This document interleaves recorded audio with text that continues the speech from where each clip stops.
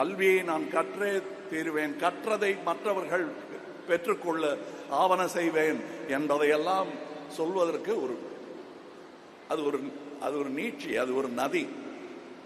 இந்த மேடையில் பார்த்த டாக்டரை அடுத்த வருஷம் பார்க்க முடியாது. அதுக்கு நான் சொல்றது இந்த நீண்ட நதிங்கிறதுக்காக. ஆனால் இன்னொரு காரணம் இருக்கு. இந்த டாக்டர்கள் மாதிரி அடுத்த வருஷம் விழாவில் இவங்களால காட்ட முடியுமாங்கிறதுல ஒரு சின்ன சந்தேகம் இருக்கு. ஏன்னா 2017க்கு பிறகு இவர்களால் இந்த முயற்சியை தொடர முடியவில்லை. இப்ப புரியுதா ஏன் நீட் வேண்டாங்கிறோன்னு? 17லேருந்து இந்த வாய்ப்பை 13 தான் மொத்தம் நம்பர்னே வச்சுப்போம், 20 தான் வச்சுப்போம்.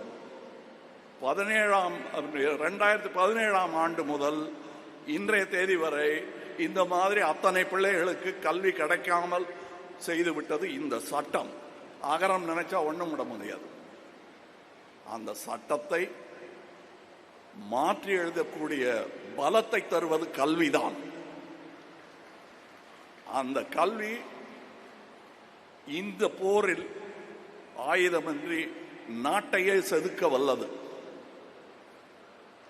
இது சர்வாதிகார சங்கிலிகளை, சனாதன சங்கிலிகளை எல்லாம் நொறுக்கி தள்ளக்கூடிய ஒரே ஆயுதம் இதுதான். இதை தவிர வேற எதையும் கையில் எடுக்காதீங்க. அதுல வெல்ல முடியாது. ஏன்னா பெரும்பான்மை தோக்கடிச்சிருவாங்க. பெரும்பான்மை மூடர்கள் தோற்கடிச்சிருவாங்க. அறிவு தோத்து போயிடும்.